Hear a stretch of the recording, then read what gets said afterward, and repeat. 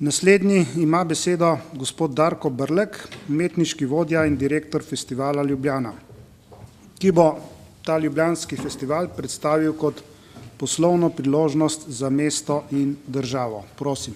Spoštovani, lep dober dan želim, spoštovani predsedujoči, spoštovani predsednik, spoštovani vsi, vsi navzoči državni svetniki. Nažalost sem z velikim zanimanjem poslušal samo dve zadnji izvajanji in moram reči, da se ne bi mogel bolj strinjati s tem, kar smo slišali. Nekoliko bom spremenil to temo, saj teh 10 minut ni namenjeno promociji festivala Ljubljana, ampak dejansko poslovnim priložnostim in investiranju v kulturo, ki moram reči, da v naši državi spi. In danes smo slišali, da imamo celo vrsto izobraženih, kvalificiranih ustvarjalcev, ki enostavno imajo težave s tem, da bi s tem, ko sami jamčijo za izdelavo izdelka in tudi kasnejšo promocijo, dobili ta zagonska sredstva in bi lahko te izdelke v korist države in tudi gospodarstva te države izdelovali in kasneje tudi, bom rekel z eno grdo besedo, ampak meni je ta najljubša, prodajali. Kasneje bomo slišali oziroma tudi videli na skrinu primerjavo med Salzburškim in našim festivalom. Pa ne zato, ker bi naivno mislili, da to dosegamo, temveč zato, da vidimo, kakšna so in kakšna so bila vlaganja avstrijske države in dežele Salzburške v ta festival, kakšna so zdaj in kakšni so rezultati in posledice na vseh segmentih v gospodarstvu te regije. Seveda, vsakič, ko govorimo, imam občutek, da razpravljamo prepričani in prepričujemo prepričane. Seveda toplo pozdravljam to potezo Državnega sveta, da imamo to možnost o tem spregovoriti, vendar mislim, da samo Ministrstvo za kulturo v celi zgodbi ni dovolj, da tukaj seveda je potrebna širša razprava, da gre tukaj, kot smo lahko slišali, za skoraj vse resorje države, ki urejajo naše življenje, od zaposlovanja do zdravstva, da ne govorim o poslovnih priložnostih in pa seveda, kot smo že velikokrat danes slišali, ukinjanju investicij države, ne samo v kulturo, ampak celo v promocijo države. Jaz ne vem, kako si predstavljamo, da bomo kogarkoli sem lahko pripeljali in mu pokazali lepote Slovenije, če ukinjamo našo prisotnost na turističnih sejmih, ukinjamo turistične centre, take tudi, kot smo lahko slišali, ki dobro delajo, če ni več sredstev za tiskovine, da ne govorimo o spletnih straneh, če pa se že znajde kakšna reklama na CNN-u, kot se je to zgodilo pred parimi leti, je pa, gledamo pa konjska kopita in kadečo se slovensko toplo zemljo namest, seveda, tistega, kar lahko atraktivno tujcem ponudimo. Zdaj, ta fotka, ne vem, zakaj se je tukaj znašla, se za njo opravičujem. Glejte, to, kar bom o tem, čemer govorim, to nisem si jaz mislil, niti ni plod mojega raziskovalnega dela, je dejstvo, ki je v Evropi, pa tudi sicer v svetu zelo znano.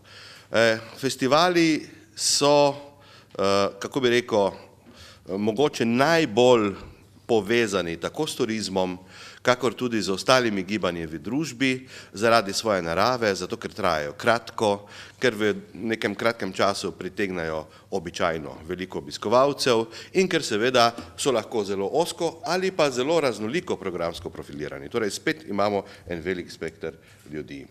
No, to je to, da ne berem in zapravljam dragocenega časa.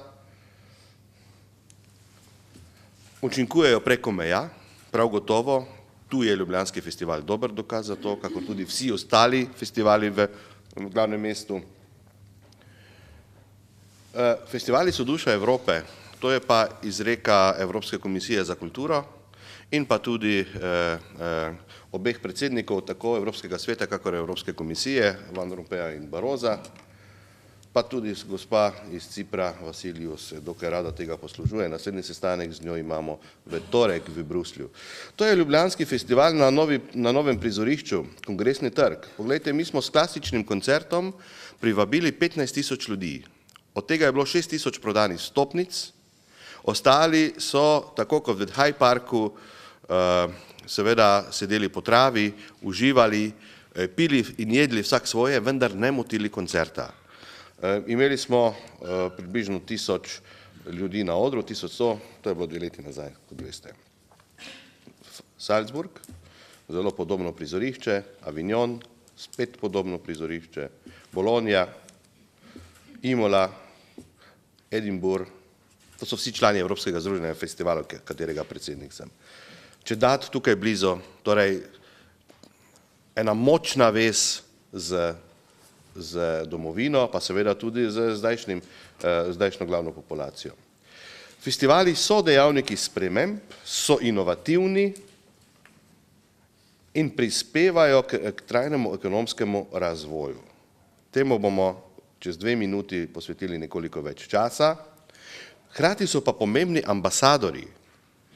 In tukaj bi tako lokalna skupnost, namenoma zdaj ne govorimo o Ljubljani, ampak lokalna skupnost in pa država seveda morata storiti največ za to promocijo, ne za sam program, za promocijo sebe, niti ne toliko festivala. Prinašajo v mesto živahno atmosfero, razvoj, zabavo in pa prispevajo, kot smo rekli, k razvoju turizma. To je iz naše lanske razstave, ki je trajala 3 mesece na tem sprehajališču v Tivoliju. To je naš vlak, ki vozi vse leto, zdaj delamo novo podobo in ga bomo zamenjali. No, to je zanimivo, da je tudi Evropa spoznala, da je prihodnost gospodarstva evropskega v turizmu. Zakaj? Prvič, zaradi goste naseljenosti, zaradi staranja prebivalstva, zaradi tega, ker Evropa nima velikih zalog naravnih virov in zaradi svojih naravnih lepot. Kulturni turizem pa že predstavlja 40% vsega evropskega turizma. Tudi pri nas, čeprav tega noben živ Bog ne prizna. Zakaj? Zato, ker potem bi spet kdo prišel pa bi rekel, dajte nam kakšno subvencijo oziroma investicijo v kulturo, zato da bomo lahko naredili še več. Zdaj bomo videli, kako, dobro, še to povem, ampak to vsi poznate, saj se ukvarjate s politiko. Kaj je turizem, kulturni turizem? Vedno turisti hočejo nekaj več. Kosilo ni več dovolj, torej hočejo predstavo. Hočejo dogodek, hočejo biti vodeni. In seveda mi jim to lahko vse ponudimo, zraven lepega okolja in vsega ostalega. Moramo pa seveda za to veliko storiti. Mogoče je to ena od možnosti in prav gotovo imamo tukaj en lep tekst, da festival lahko ogromno da mestu, od ustvarjenih prihodkov do mednarodne promocije v širšem smislu in pa tudi do družbene morale, o kateri zdaj toliko se govori in piše in seveda vemo, v kakšnem stanju smo. In to je objavil en prestižen britanski časopis. Zdaj pa pridemo na to primerjavo Salzburga in Ljubljane, kjer boste videli, koliko so dejansko naši severni sosedje v zadnjih 10 letih vložili, da so bili v samem začetku ti zneski izjemno visoki, no to je fotografija z Ljubljanskega festivala. In da so seveda, je potrebno kar nekaj časa, da se to obrestuje, vendar se to na koncu zgodi in seveda potem začne neto prinašati tudi v državno blagajno preko davkov in preko transferjev plač in podobnih za zaposlene. Mi smo tukaj uporabili študijo, ki so jo izvedli v začetku leta 2011 na 3500 vprašalnikih. Oni so izdelali študijo ekonomskih učinkov festivala, torej ne samo prodajnih vstopnic, ampak tudi vseh učinkov kasneje v vseh gospodarskih okoljih. Na levi je Salzburški festival, na desni ljubljanski. Najprej se vidi, da imajo tam 242 prireditev v 35 dneh. Normalno, ker so turistično naravnani, torej stlačijo čim več dogodkov v čim krajši čas. Da obiskovalec, ki pride za povprečno, kot bomo videli kasneje, 4 dni v Salzburg, lahko vidi vsaj 4, če ne celo 12 prireditev. Mi, glede na to, kakšen turistični obisk imamo, moramo razvleči 90 prireditev skoraj v 3 mesece, da jih napolnimo. Obiskovalcev 253 tisoč, Ljubljana 50. Budget 51 milijonov evrov, govorimo samo za program. Ljubljanski festival 2,4. Sponzorstvo 5 milijonov, mi 970 oziroma to je podatek, ki je bil objavljen v septembru mesecu, je 1 020 000. Torej, če pogledate vse ostale segmente, pri programu je razlike za 25-krat, pri sponzorjih pa samo za 5-krat. In to je en Salzburg. Javno financiranje 13,5 milijonov evrov, mi dobimo milijon od MOL-a in to je to, država ne daje nič. Tam tudi vidite, kako to gre. Tam mi bi seveda bili zelo zadovoljni z 40% zvezne slovenske vlade.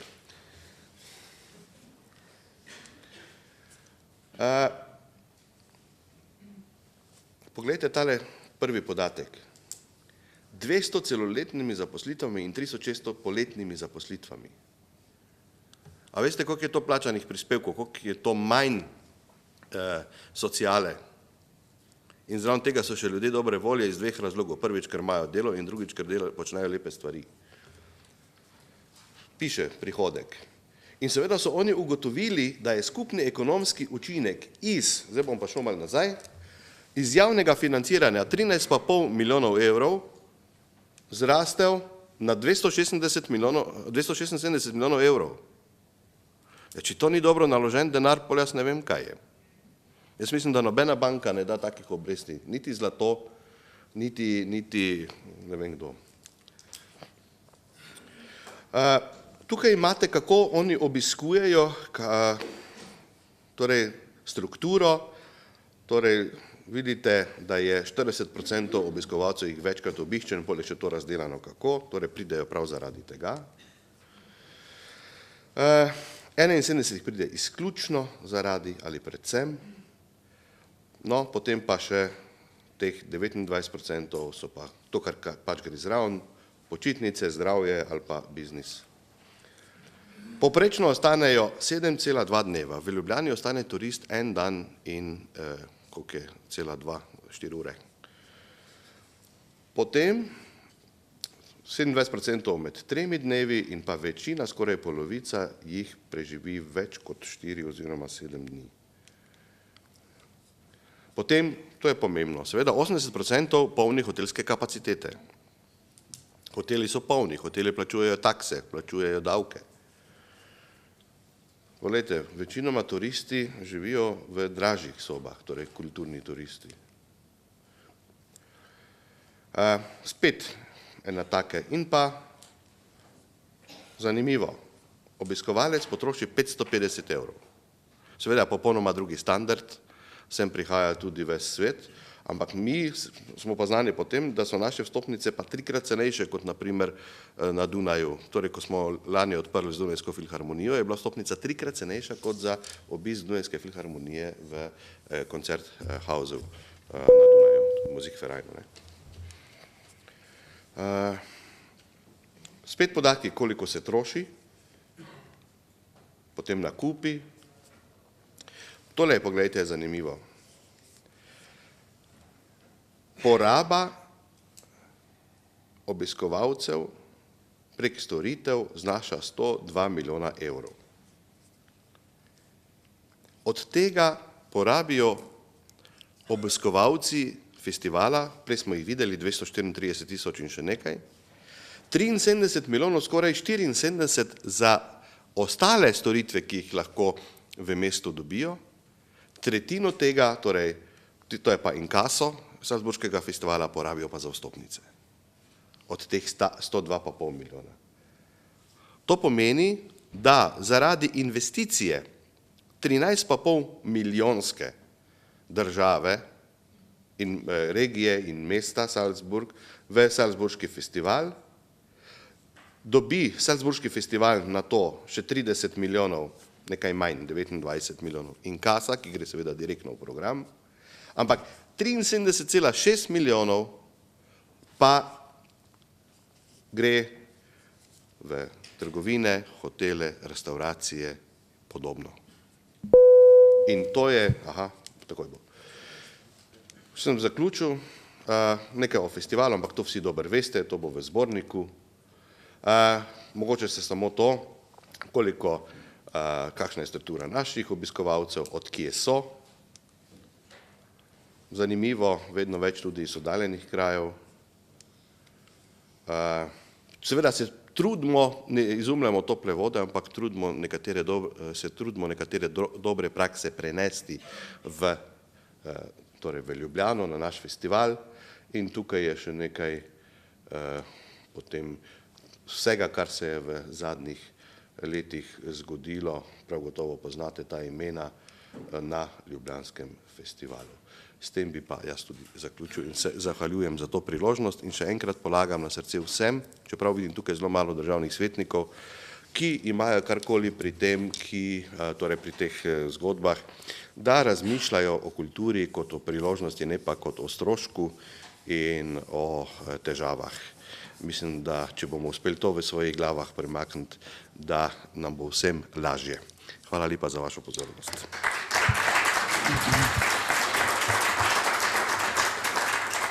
Gospodu Darku Brleku, umetniškemu vodji in direktorju festivala Ljubljana, se zahvaljujem za njegov prispevek. Samo kot par sekundna dopolnitev o res prihodnosti kulturnega turizma, moja osebna izkušnja lani iz Edinburga. Škotska, ki se po naravnih znamenitostih nikakor ne more primerjati s Slovenijo, se pravi začetek Edinburškega festivala, 20 tisoč obiskovalcev, se je trlo ljudi, vse razprodano, cena vstopnice 50 evrov.